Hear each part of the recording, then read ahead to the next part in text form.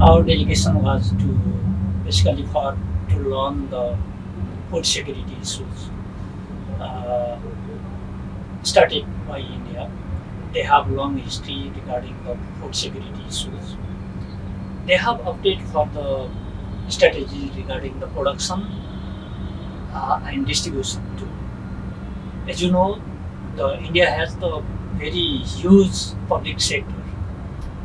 Maybe for Nepal, the very huge public sector may be the burden for us, but the government's basically government of Nepal's major responsibility will to ascertain the food sovereignty and food security for the people at large.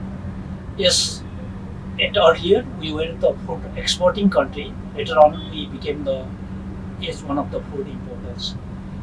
We have avenues regarding the food production also. Also, we have some of the systems regarding the food distributions. For example, we have the Food Corporation Nepal over there. These institutions used to distribute foods in remote areas who don't have access on food. Also, they may have the less money to buy foods and less land to produce food grains. At that point, the government used to buy food grains from the farmers, and they carry to the remote areas and distribute to the people over there. Later on, the liberalization started. Those institutions became a little bit sluggish. Nowadays, it came to the conscience that there should be certain measures to be taken. Therefore, we have our parliament passed the Food Security and Food Sovereignty Act. Based on that, we have to have prepare the regulation regarding the food security to the people, so that we only to study the Indian system because it is very closer to us and many things are similar to us, and practically it is very relevant for us. Therefore, we have chosen India to study, and I think the World Food Organization, basically this UN system, and they organized this trip over here, and our trip over here was very excellent from two perspectives. First, from policy perspective, we studied the system in union government, and from implementation perspective, we have studied the states over there, basically the Orissa state. We found wonderful thing that the national policies were sincerely abided by the state governments, and they were carried out by the gram panchayats also. Therefore, we found the implementation system was quite strong in the state levels, and policy perspectives were quite strong in the union government.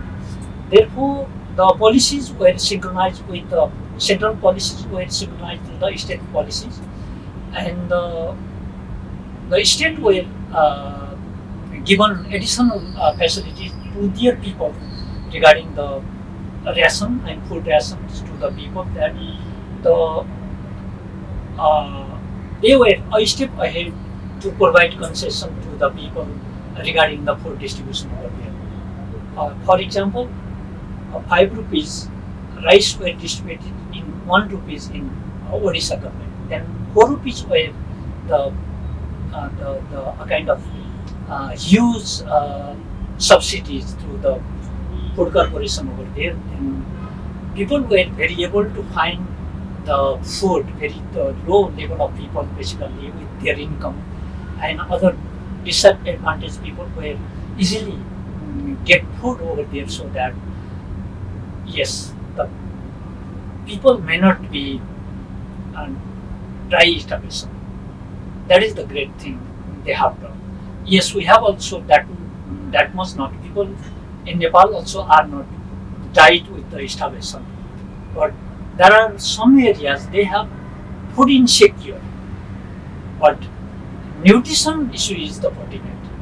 Therefore, the food sovereignty and food security should be tied up with the nutritional part, so that they can enhance the nutrition, and ultimately if you feed nutritious food to the pregnant woman and the children at all, then we will be investing in the human capital for the future. It is one of the long-term investment. From that perspective, I enjoyed this trip. Actually, I basically focused on the policy perspective over there. As you know, I am the finance people working in the Ministry of Finance as a joint secretary. So I wanted to learn on that side. So I have also keenly observing the institutional mechanism to implement over their policy. So how the policies and implementation mechanism were adhered over there to produce result. Therefore, I found quite good coherence with those.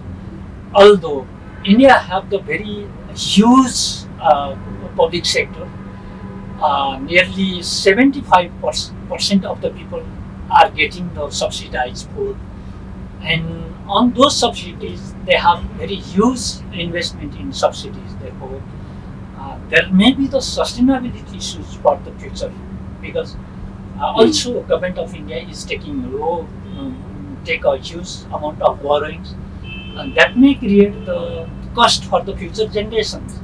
Therefore, from my reading over here, they must make the public sectors and public systems more efficient. Therefore, there should be the more economic system over there.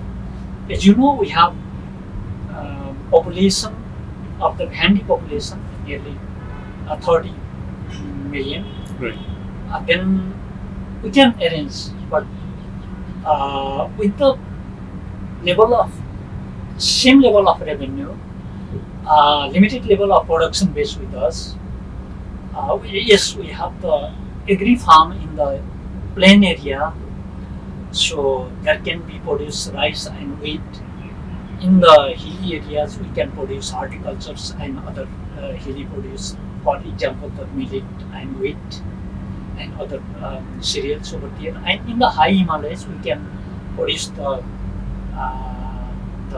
higher altitude fruits and so on, the value-based products. Therefore, we can manage accordingly, and we are very keen over here regarding the research, so that those research can be used in Nepal also. We have very friendly relationship, people to people relationship with us. Then, so such a kind of research would be used in Nepal also, and we can have the productivity in our production. Therefore, in such a broad range of areas, we were focused over here. Thank you very much to this food programs through UN, Right. and also the government of India and the state government of Odisha had provided us to learn over here. Then this learning can be reflected in Nepal also. This is my overall impression.